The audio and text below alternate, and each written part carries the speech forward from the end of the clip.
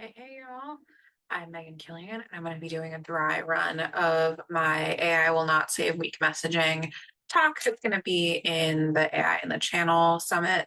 I'm recording it because content is king, baby. And if I have to practice, I might as well get better at it and also record it, right? Let's see, share my screen. So hopefully you can see my screen. Fingers crossed. I'm still editing this, so if it looks like garbage, oh well. Hi guys, I'm Megan Killian, Chief Consultant at Pisces Growth Consulting, and today we're going to be talking about AI, messaging, and channel revenue, but not in the way that most AI sessions are talking about it right now. This is not a session about how to generate more emails, more social posts, more partner copy, more campaign content, or more personalized outreach at scale, because honestly, we already have enough of that. We do not have enough clarity about who we're targeting, what they actually care about, what proof they need, what problem is urgent enough to act on, and what a human should say next. So the premise of this session is simple. AI will not save weak messaging. If the inputs are vague, the outputs will be vague. If your positioning is generic, AI will help you say generic things faster. If your ICP is unclear, AI will help you scale that confusion. And if your profile is thin, AI will make it sound more polished, but it still will not be persuasive. So this session is about where AI actually helps before the message gets written. It helps with the work around the message, the research, the scoring, the CRM cleanup, the call mining, the pattern recognition, the tedious work humans avoid until the database is a landfill and the messaging sounds like everyone else's. The goal is not more AI generated content. The goal is fewer bad guesses. Should you listen to me? Before we get into these frameworks, just a quick background on me. I have been in B2B tech sales and marketing for 15 years. I started in sales. I don't know at which point people decided I was a marketer, but at some point people did. And since then, that title's been put on me.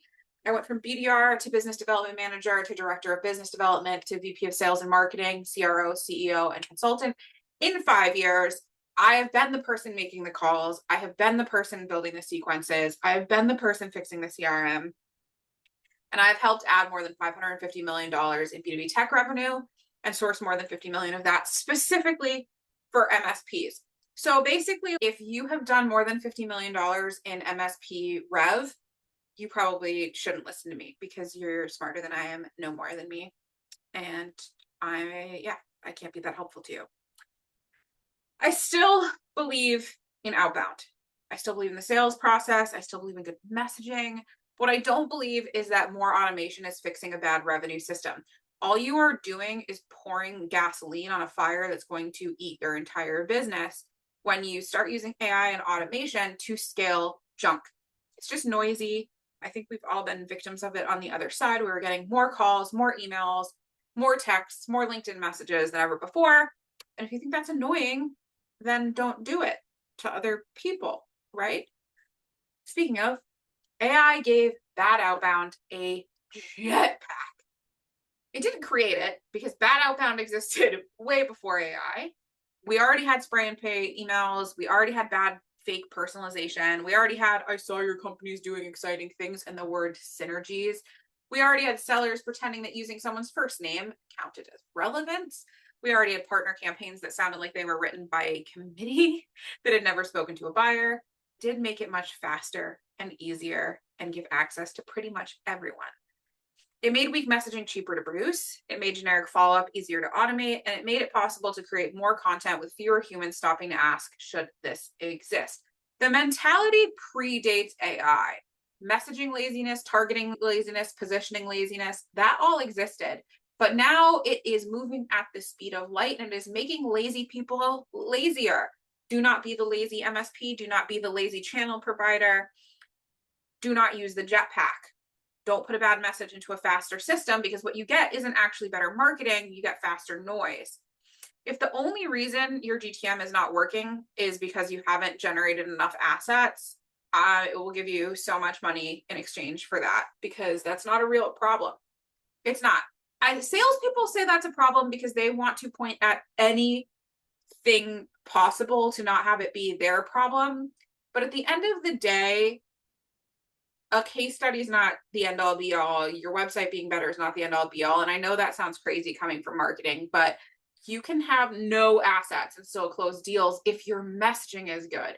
And if you create those assets before you have good messaging, it's just a whole bunch of garbage sitting in a folder somewhere that no one ever actually uses. So the question shouldn't be, can we use AI to create more? Absolutely, you can. And I have a ton of frameworks around how to create that content using AI once you've done the initial work. But before you start pumping out content, let's figure out who you're talking to, why they buy from you, and how you're getting that message in front of them, like strategically, conceptually. There's a huge AI adoption gap. The demand's real, but the impact is super uneven. Absolutely not ignoring AI. There's a reason it's a buzzword. There's a reason you're all here. That's absolutely not the issue. Kaseya's state of the MSP coverage shows that AI and automation are now one of the biggest client needs MSPs are seeing. Nearly half of MSPs rank AI and automation as the top client need. So that's a very, very real demand signal. The revenue side is a lot messier. Only a much smaller percentage says that AI is currently a meaningful revenue source. And that gap is super important because it tells us something we should already know. Interest doesn't equal monetization. And someone being curious about something does not mean they're going to pay you to implement that thing in their business, especially when you have never actually successfully implemented it anywhere. It's new enough that it's really tough to say that you are an expert. What does it take to be an expert? Just because your clients are asking about AI, it doesn't mean that you can even figure out how to package it, message it, sell it, deliver it, or attach it to business outcomes. And that same research shows that many providers are using AI internally for tedious high volume tasks. That part is super important for this session because the most useful AI applications are often not the flashiest ones. It may not actually be write me a perfect campaign, especially not without inputs. but it may be audit these tickets, summarize these call notes, find duplicate records, score this list, classify these accounts, find where deals are stale, tell me which follow-ups need a human. It's much less glamorous, but it's often a lot more valuable. The AI demand's real, AI revenue is not automatic, and the gap between those two things is where strategy, workflow, and judgment live. Most teams are using AI, but very few are using it well. ScalePad's MSP Trends report shows something similar. A lot of MSPs have some kind of AI roadmap. Some are executing, some have drafted plans but have not implemented them. Some say their AI adoption is very effective, but more are saying it's only somewhat effective. And that is the messy middle. And honestly, that's where most companies are. They're not anti-AI and they're not doing nothing. They're experimenting. There's nothing wrong with experimenting, but we also have to differentiate between playing around with a toy and having a sellable product. They're two different things. You may have a few tools, may have some AI features in the products that you're already using. They probably have people using things like ChatGPT, Copilot, Gemini, Claude, or some vendor-enabled assistant like HubSpot has Breeze AI built on AI. Those are just two tools that I use every day. Slack has AI. They probably have a few users internally, and they probably have a few people that are absolutely terrified of it, and a few people pasting things in with no guardrails whatsoever. That's the danger zone. Totally normal, but adoption isn't the same as effectiveness. And buying tools doesn't mean the workflow got better.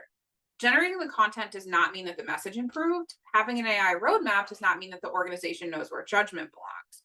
And that's where a lot of teams are getting stuck. They're using AI, but they're using it at the wrong point in the process. They start way down at the end in the output of write me an email, write me a campaign, write me a LinkedIn post, write me a webinar abstract, write me a partner enablement asset. But if the source material is weak, the AI is not solving the problem. It's just organizing the weakness into cleaner sentences. And that's why the question needs to shift from how do we use AI to create more content to how do we use AI to improve the inputs that make content worth creating. Polished does not mean it's useful. One of the things that AI does really well is wave the marketing magic wand and prettify something, right? I worked at a company once where we just called marketing the pretty department. I was in sales at the time. And I do think good marketing is a lot more than that. But realistically, AI has kind of replaced the need for having that person that can turn your thoughts into a one-pager, right? But there's a word that I absolutely love for this problem, and it's called work slop.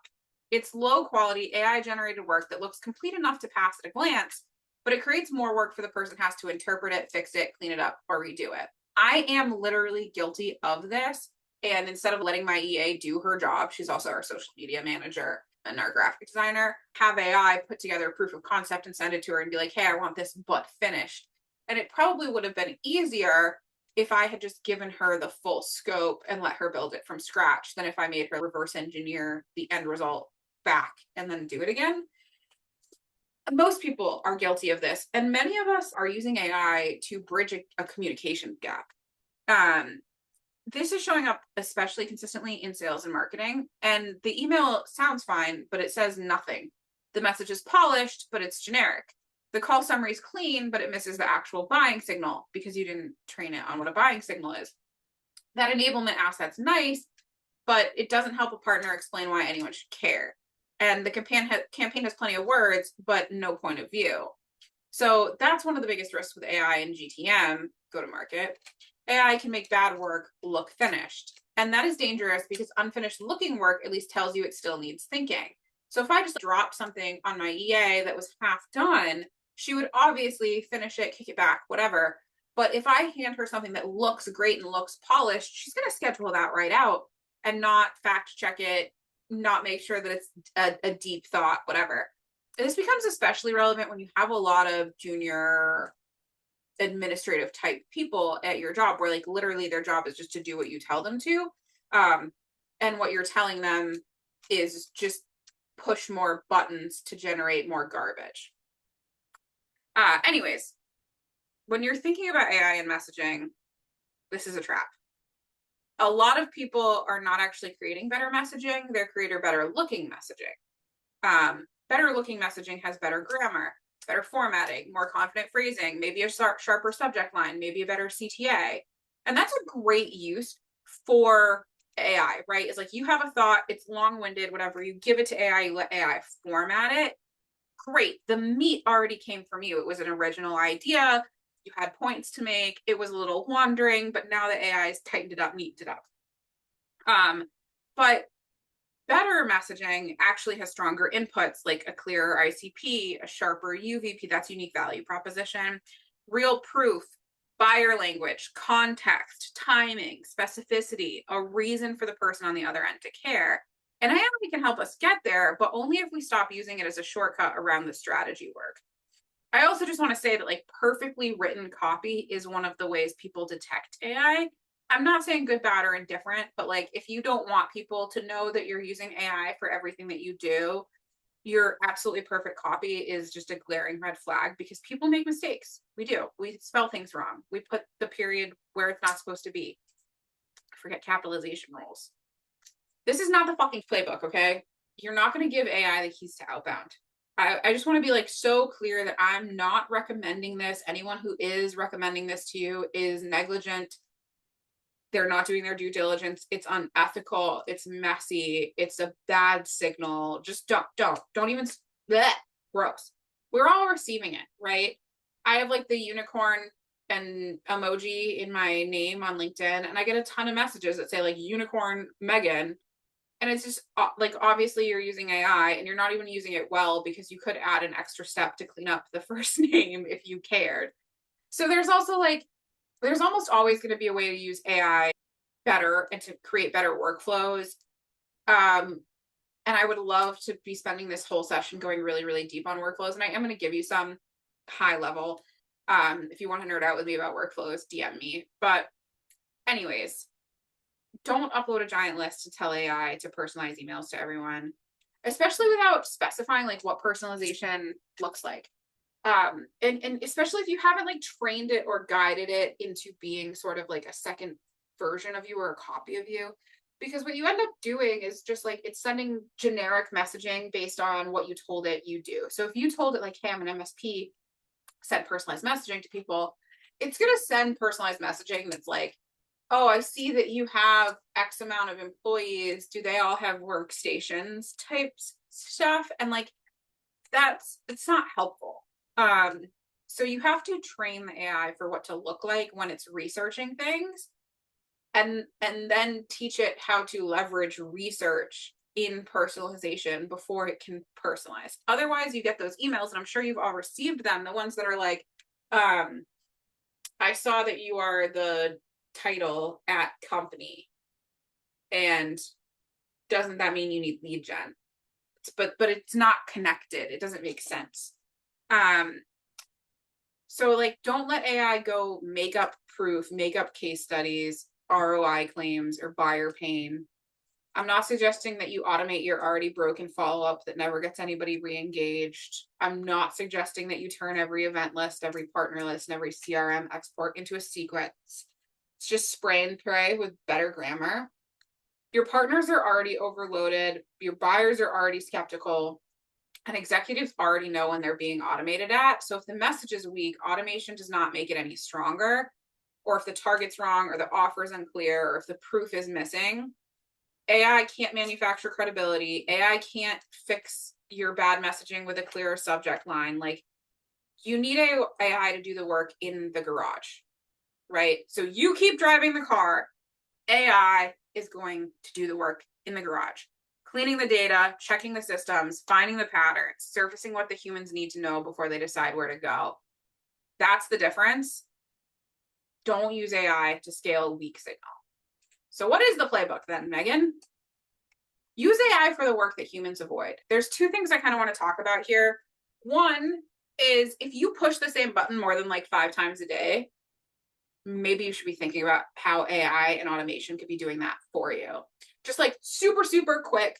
One thing that I had Agentic do was I had to go into my HubSpot, right? And with HubSpot, if you don't have their like data management add-on, you cannot like select all and merge when you have duplicate contacts or duplicate companies. You have to sit there and go, oh yeah, merge those two. Yeah, merge those two. Yeah, merge them. So I opened up ChatGPT's Agentic, gave it my HubSpot login, and was like, hey, just click this button, merge them. And then when you can't merge them, investigate why and return to me why the ones that couldn't be merged couldn't be merged. And then we'll solve that together. So like, that's just one way Agentic can be used to push a button a bunch of times, right? And then like separately, I've also had it do the same thing and go through and just like, hey, look at like 3 pages of contacts, collect this information and prioritize who I need to reach out to again next. If you're like me and you have a CRM that's full of data, but you have not, like, we have like 50,000 contacts in our CRM, but you don't know who's good and who's bad anymore, and you're not on top of it, you're probably like, you can't call 50,000 people this week. Maybe you can call 10.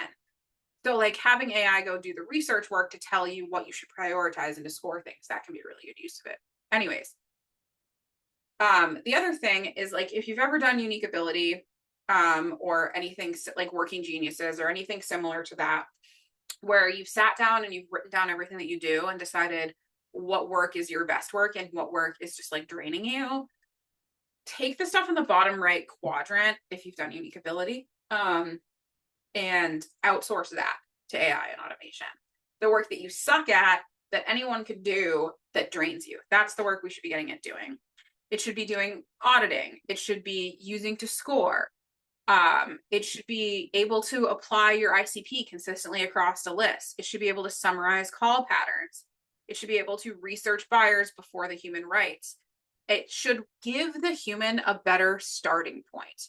And you can draft against a framework, not from a blank page, but from your own internal frameworks, from actual inputs, the ideal client profile, the unique value prop, the persona, the pain, the proof, the objections, the offer, the tone, the context. That's where the AI is actually going to become useful, is when it's informed. It knows what a good prospect looks like.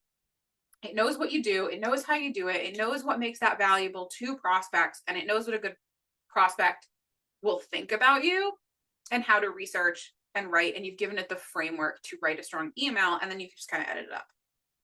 You need signal before output, judgment before your automation.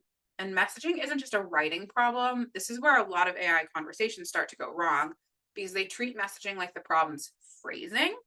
But usually phrasing isn't the root issue.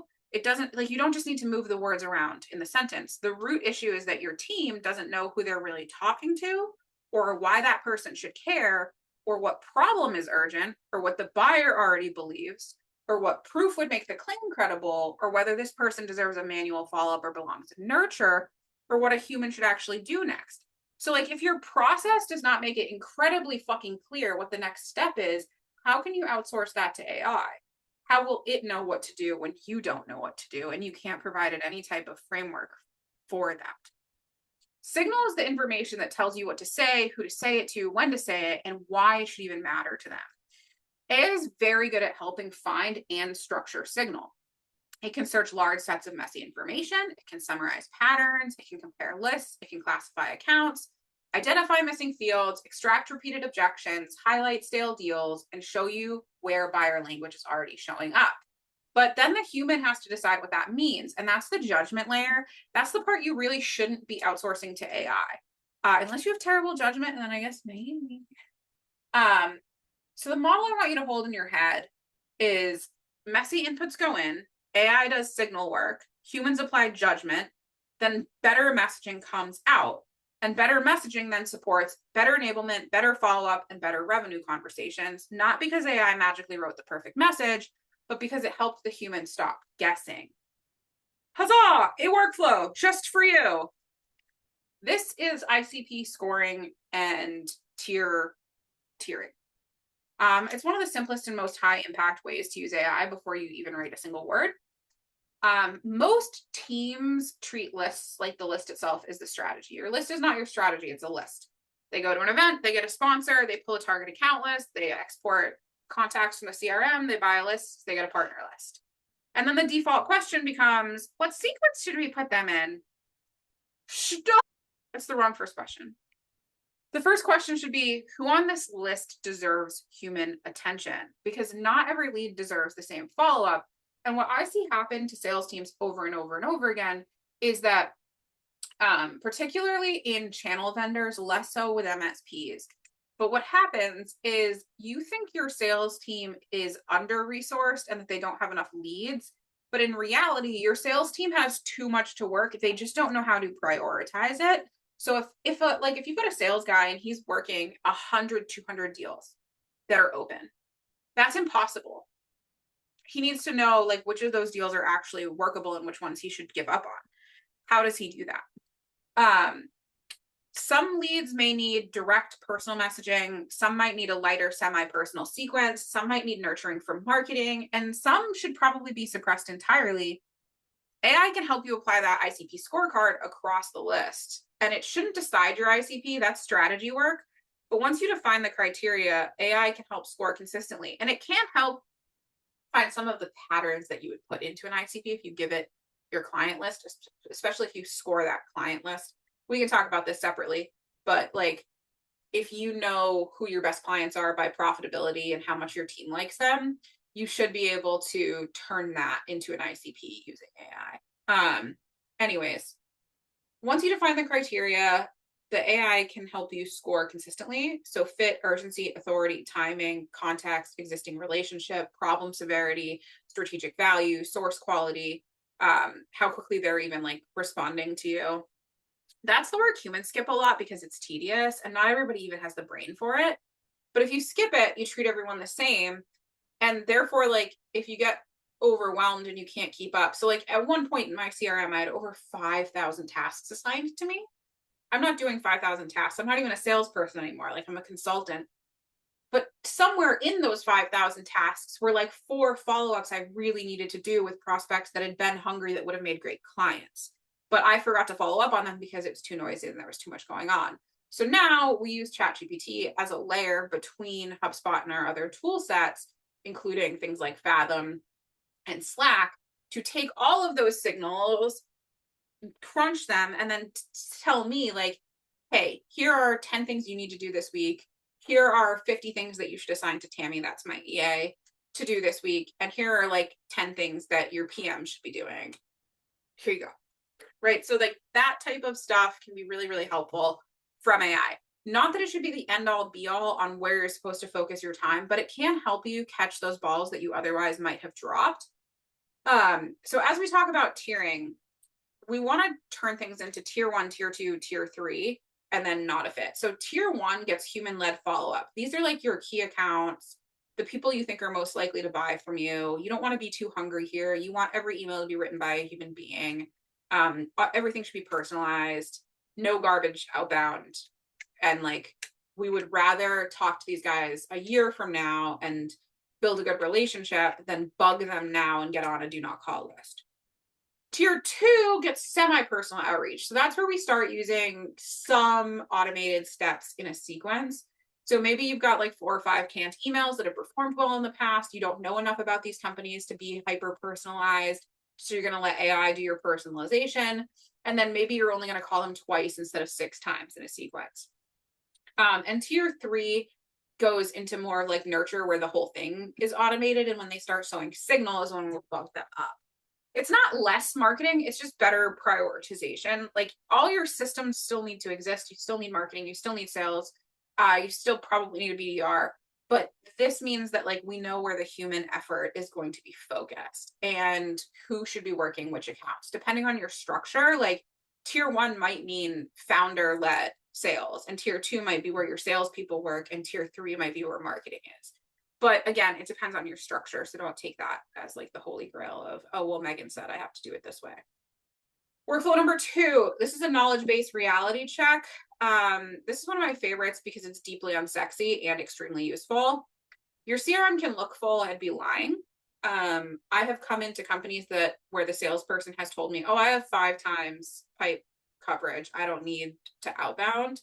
But then when I like dug in, he couldn't tell me like who the decision maker was on most of these deals. Like, that's not a real deal. That just means you met with someone.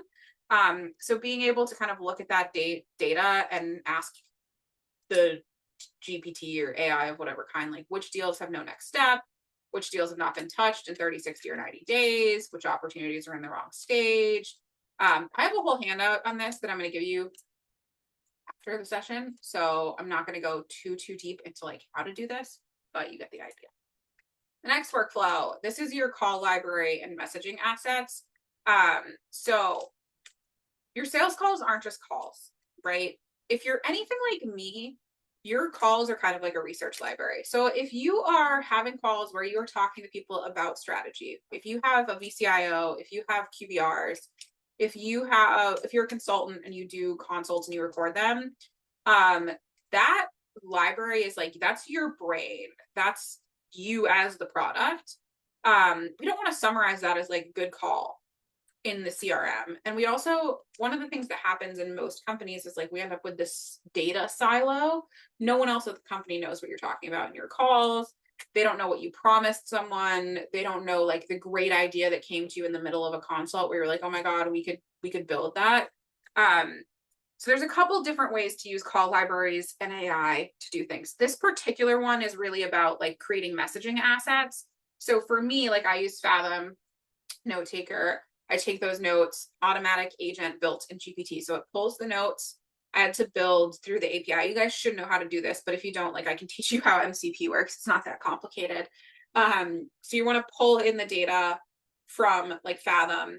It pulls that in. It takes those call notes and it crunches them, looks for some keywords, looks for some tonality, and then it builds what questions keep coming up, and it builds like patterns, and then it does a couple of different things with that for us. It sends me a brief of what I should be posting about on LinkedIn or what I should be developing sessions around. It also sends my EA, the social media person, a brief on what she should be building for social media. And internally, it just sends like a blast to everyone around like, hey, what big updates, like what changes have happened inside the company that gets delivered in Slack. So essentially, we are using this against something like a they ask you answer framework to generate blog content, to generate LinkedIn posts, to generate a little bit of everything. There are a couple other feedback mechanisms we use, and what yours would really depend on what your stack looks like. But ultimately, you just want to give your AI as much data as you can about what's going on in the business and the things that you're saying internally and externally, and then let it look for patterns. Okay, workflow number 4. This is about buyer habitat and message research. Your buyer's language already exists somewhere. Maybe it's LinkedIn comments, podcast conversations, event agendas, community threads, reviews, partner ecosystems, competitor messaging, what have you. AI can help you find and summarize that. Or if you sell into a specific vertical, you could ask it something like, where do these buyers gather? What podcasts do they listen to? What communities are they active in? I've said this a lot in other places, but realistically, like you have to go live in your buyer's ecosystem rather than just inviting them to live in yours. So that means that like if there's a webinar that all of your prospects are going to be at, you should be at that webinar and you should be using their language, not yours. Stop trying to pull teeth and get people to understand your acronyms and learn to speak in theirs, speak their language.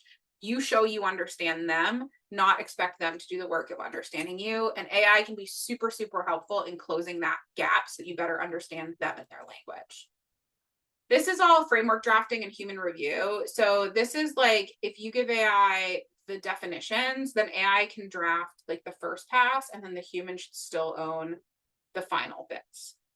Again, all of these are in a packet at the end. So if you scan the QR code, it'll take you there. I don't want to waste your time saying the same things over and over again. If you put crap in, crap's going to come out. AI can't fix your vague ICP or your lack of messaging or the fact that you don't really know how you help your clients and your prospects. I said earlier, like you can record your calls, send transcripts to AI and it can help.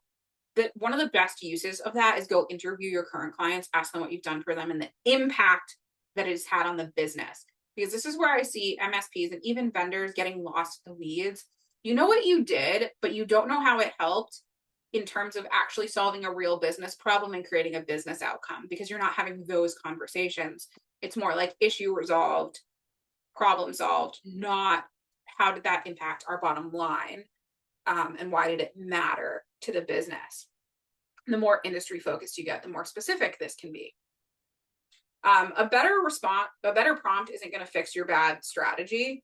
So like you have to do the strategy first, always. You have to do the strategy first. Only then can these things become useful. The better the signal, the better the messaging. So the more you know about your buyer, the more you know about who they talk to, what they talk about, where they hang out, what their objections usually look like, what pain they're in, what their goals are this year, what trends are in their industry. The more you know those things, the better you can create messaging that relates to that. And then when you use better messaging, you have better enablement. That better enablement is going to create better revenue conversations. And because you're having better revenue conversations, you're going to get even better feedback, which you can then like loop back into that same system where you're always getting better. You're always iterating messaging because your buyer is changing all the time. And like in the case of MSPs, I know a lot of MSPs that haven't changed their messaging in 10, 20 years since they started as a business. And when they started as a business, the product market fit was obvious. It was like, you have a business, your business needs technology. You don't understand how technology works. You can't get your printer up and running. You don't know how to use a router. You can't get yourself online. You don't know how to reset an email password.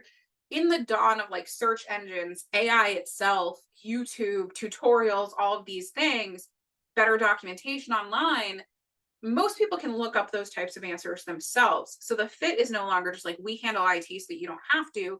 You have to figure out like how the work that you do inside of IT solves real business problems. And the business problem can't just be like, oh, IT is a headache. Because less and less are people willing to pay thousands of dollars a month to not have to deal with something. It depends on the size of the business, but for the target market, most MSPs are shooting for. That's all from me.